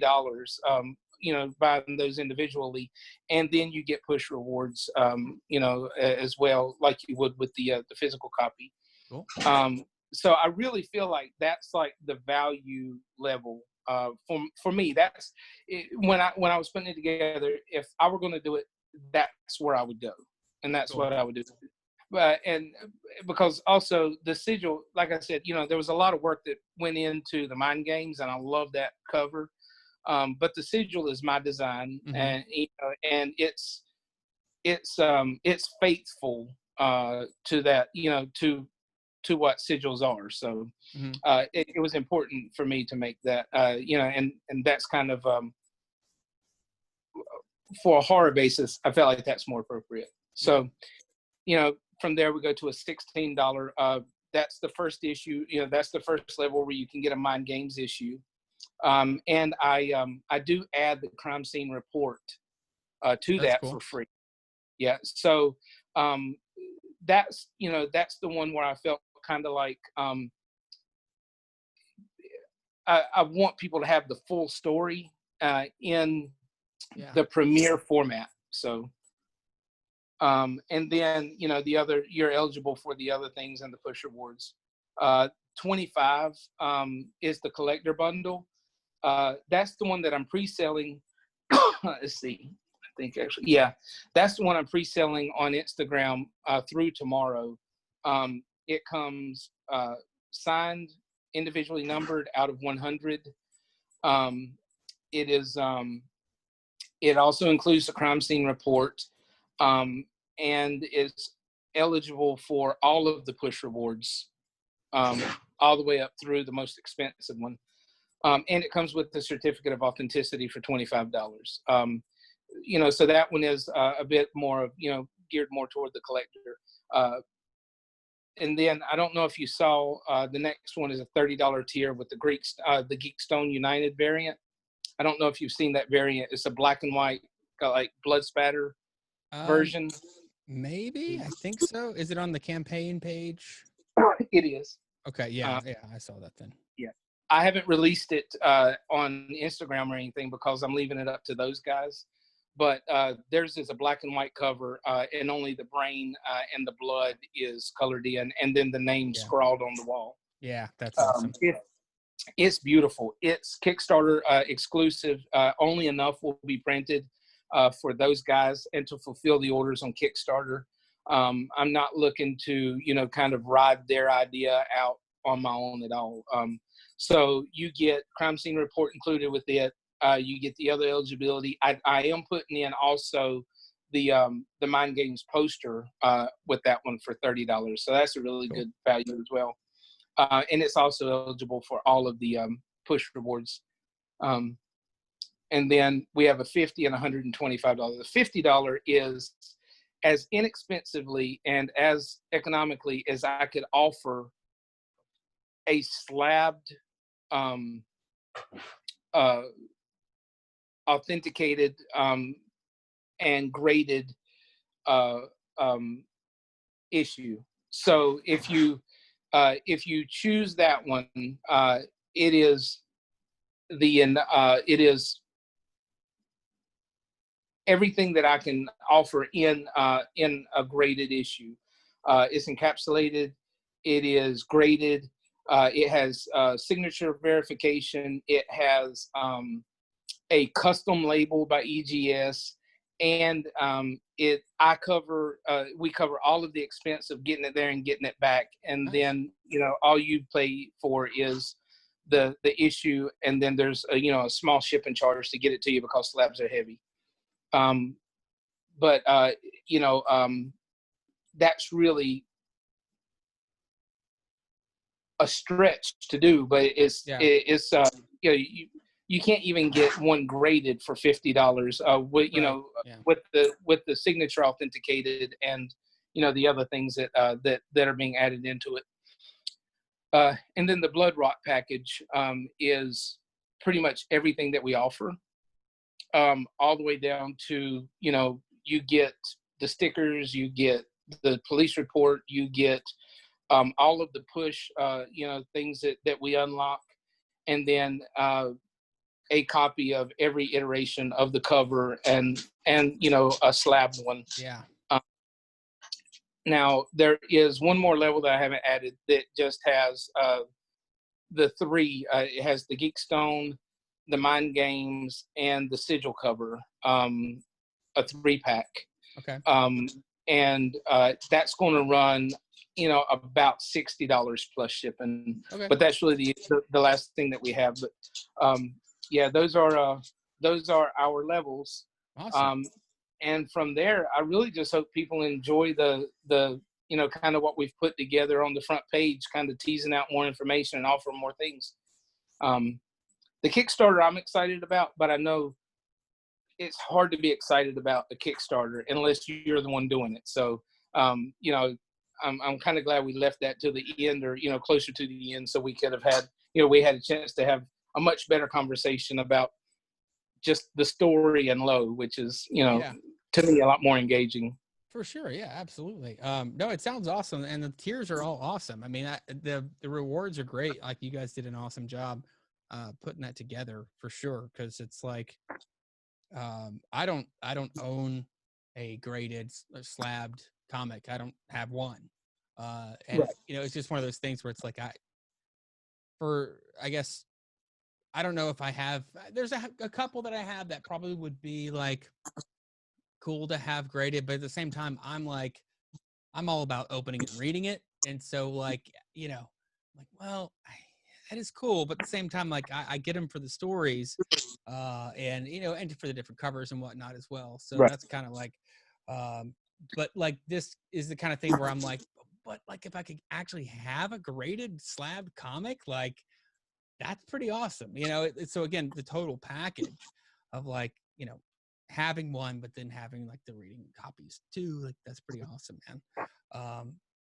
Let me, I have a couple of questions for you. I don't know, how much longer do you have? Do you have time? I got as long as you've got, man. I am in no hurry.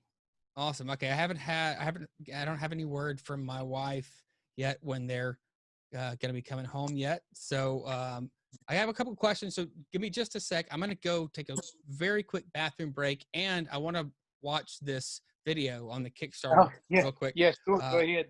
And I'll give me just like a minute and a half real quick. No, you're good. Fine. Thank you.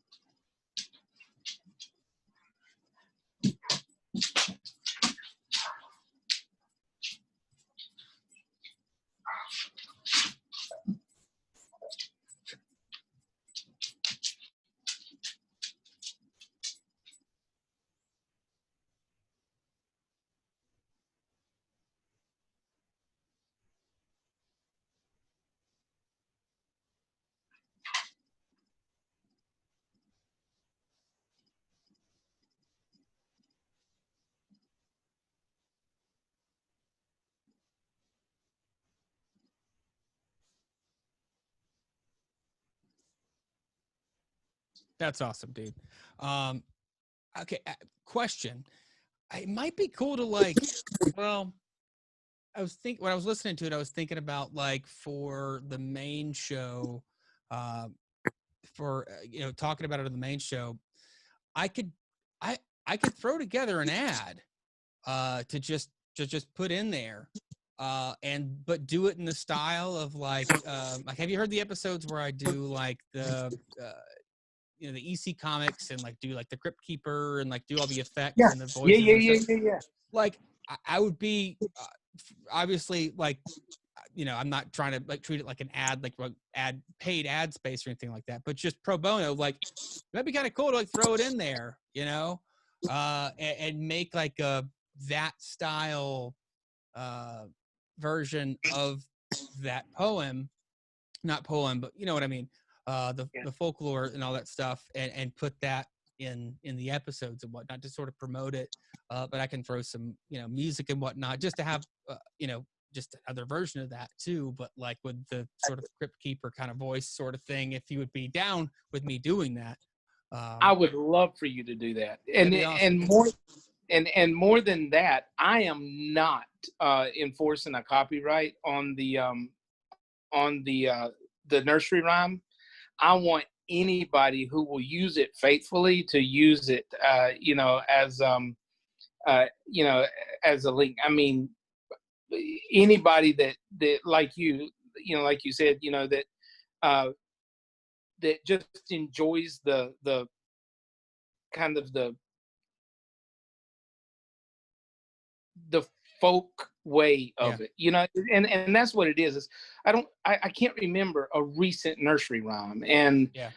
I can't, and I don't feel like we've had a good boogeyman in the United States for quite a long time. Yeah. And that's what I really envision this guy being, is the boogeyman for the 21st century. So Well, I'll do that. I'll throw if you. If you'll text me like the or email or whatever the actual like the full on nursery rhyme.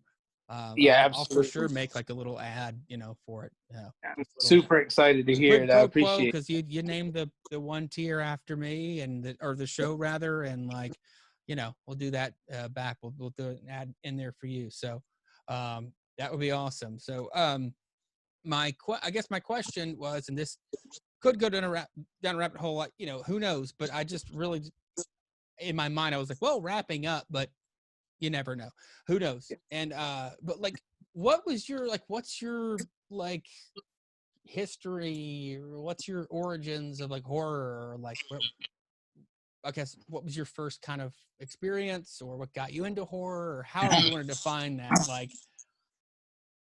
Okay, so I think the first time I realized that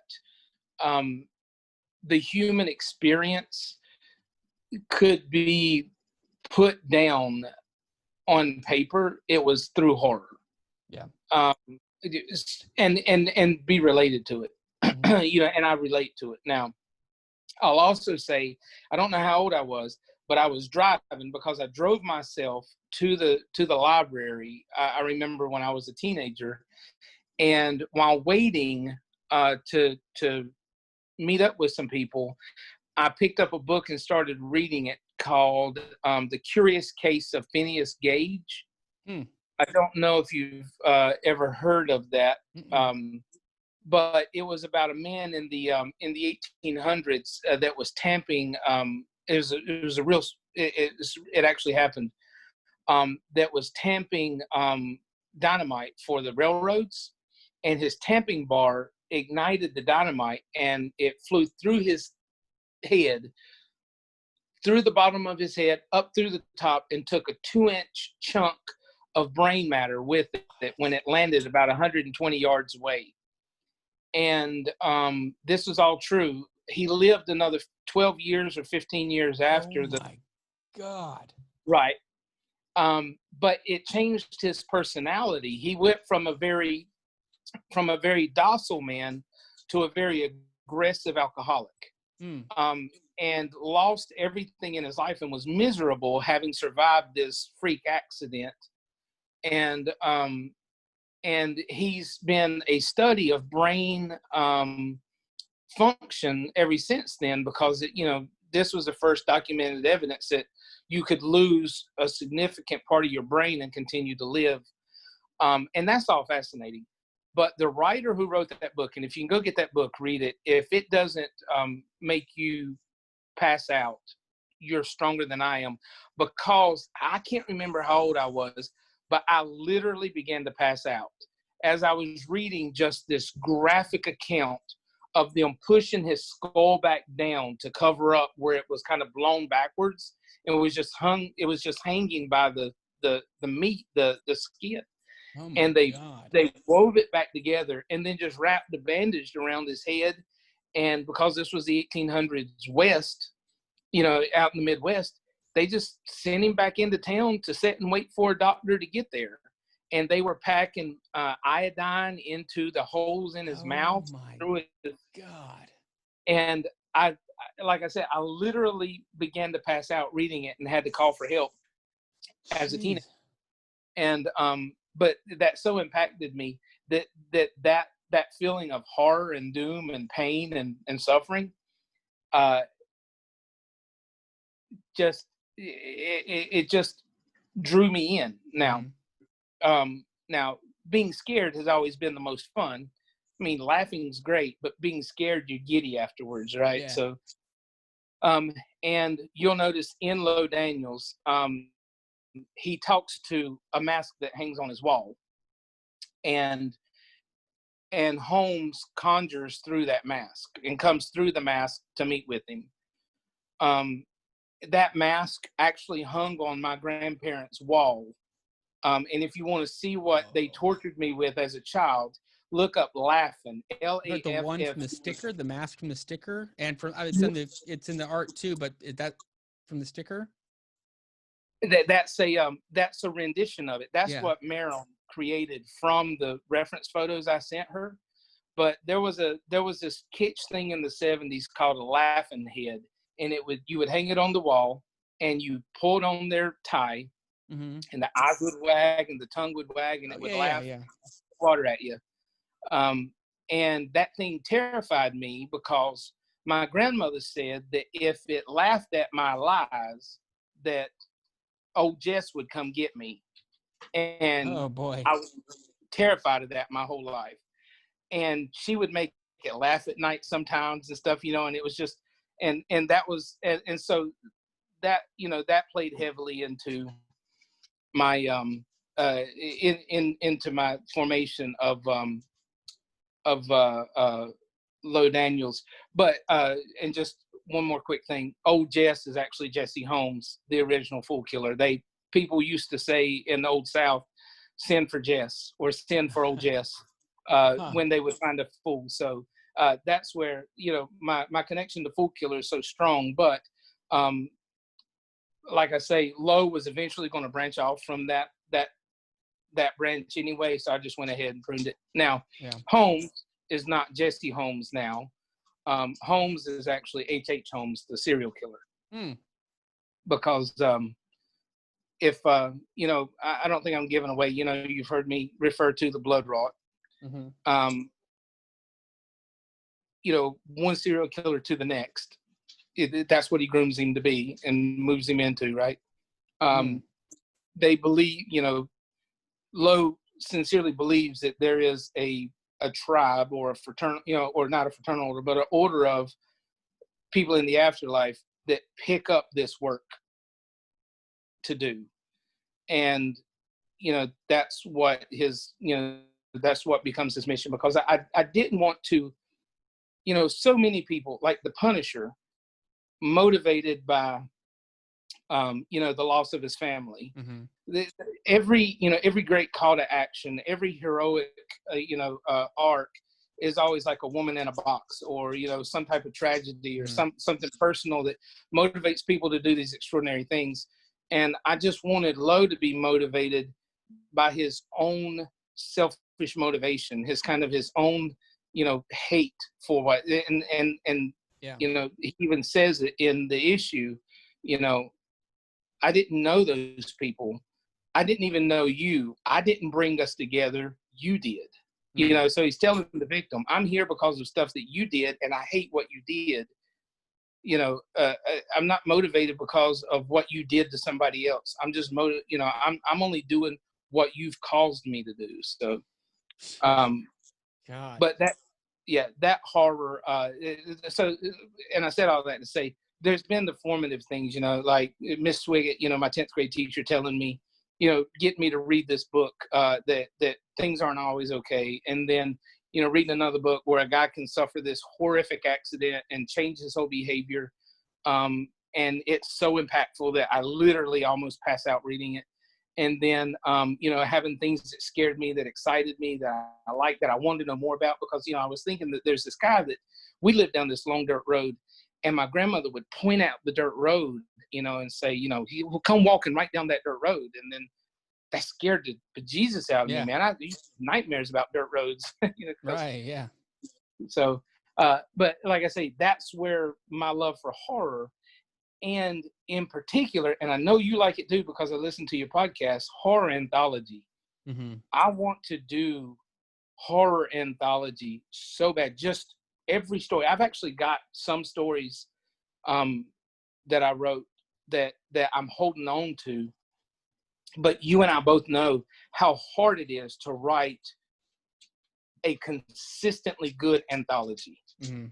I mean, the stories get weak, and they end abruptly. You try to put together something in 8 pages or something like that, and it's rare that you hit, a huge twist that really leaves people wondering or excited at the end. So I want to do an anthology really bad. I just want to put out that one book with 5 or 6 really great stories that leave each one leaves you breathless.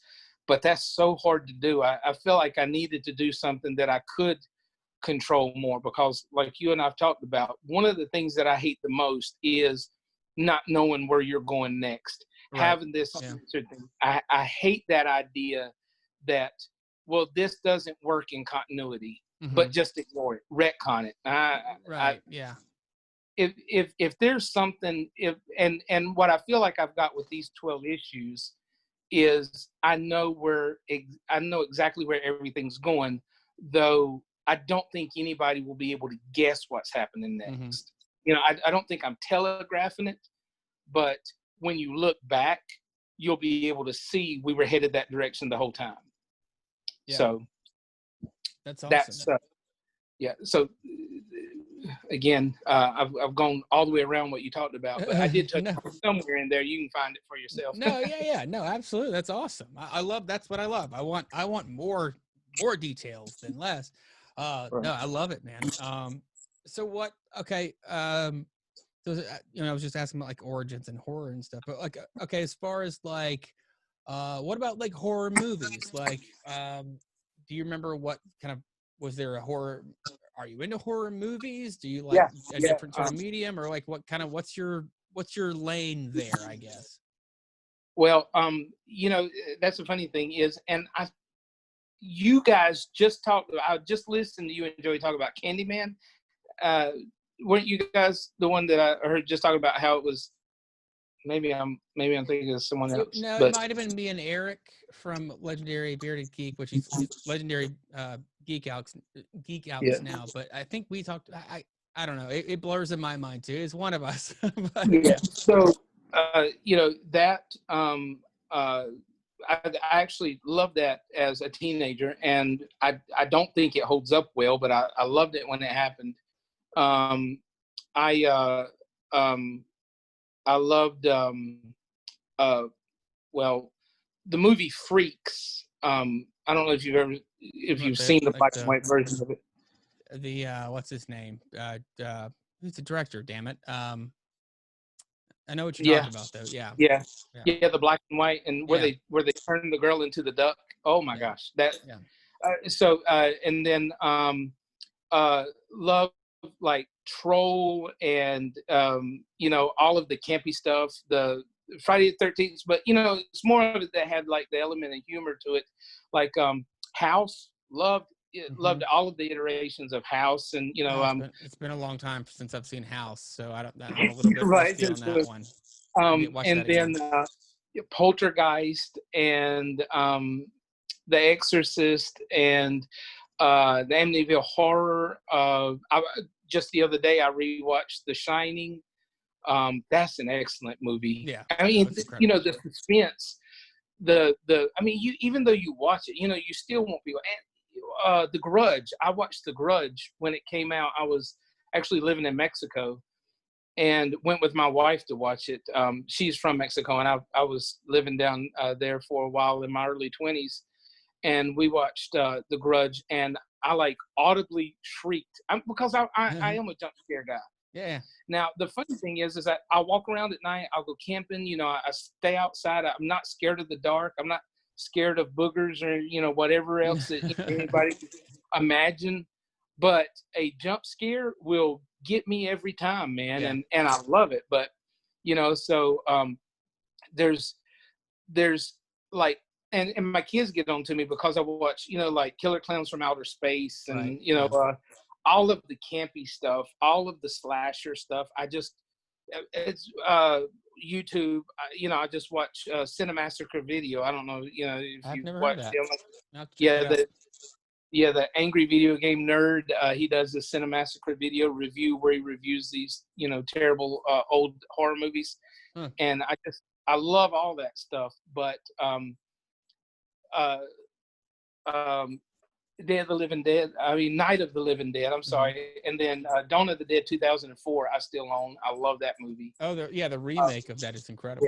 yeah. Yeah. Yeah, and people can say what they want, but I think that's a great movie. And Ving Rhames, if I could ever work with that guy, you know, Yeah. I just. Well, But I mean, tying it around, Jay, we talked about Super earlier. James Gunn wrote Dawn of the Dead, the remake of Dawn of the Dead.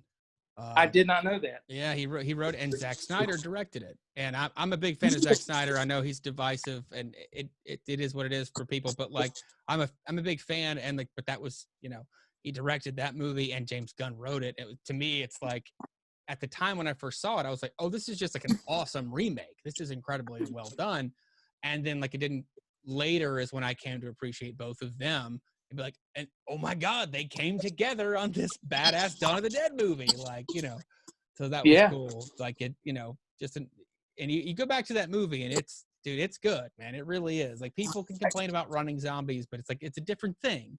They didn't, yeah. you know, To me, it holds up well, yeah, and I like a lot of zombie movies. I mean, I've been that was for a while. That was kind of my genre. I was really getting into it. So you like yeah, World War Z. I actually listened to Max Brooks. Um, I got the book, read the book. I like to read, so I got Max Brooks World War Z, which is better than the movie, but Brad Pitt still did a great job in the movie. yeah, But then I listened to the audio book, and you can hear the tone and inflection in it. I mean, that the Max Brooks is just as excited about it as any fan is, and I that's just think cool. that's awesome. So, That's awesome. and then Monster Hunter International. I like Monster. I love the monsters. I actually have, you know, some of those, like the not the Marvel, but the like the Universal yeah, movies, or Universal yeah, monsters. Yeah. So I love all those, and the one that scares me the most is always going to be the Wolfman. yeah, that was always my favorite one. Yeah. Yeah, yeah. So, so all those things, but like everything's informative in its own way. Hmm. But I think you know, uh, but I think if I have to narrow it down, um, Stephen King movies, pretty much I'll watch anything that comes out. Yeah. And Maximum Overdrive, Dude. the coming out, Yeah. So because I'm also I'm a big fan of of not only the horror genre, but I love cars too, and the idea that cars, a comet flying by can make cars come to life. It's Right. just awesome. Yeah.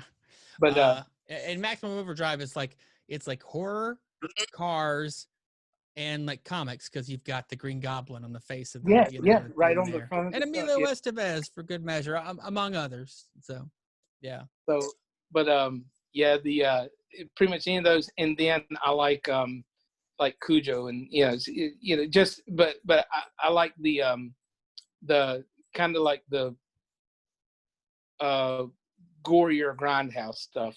I You got know, sometimes it gets too much. If what I don't like is when it doesn't add to the story. you. Hmm. If a guy is, going to grind you up because that's what he does, well, that's the story. You're telling that story of that behavior, and I'm interested. If they're doing it and they don't know how to fit it into the story, but they want the shock value, then Yeah. I'm not interested in it at all. Right. Yeah. Like, Same.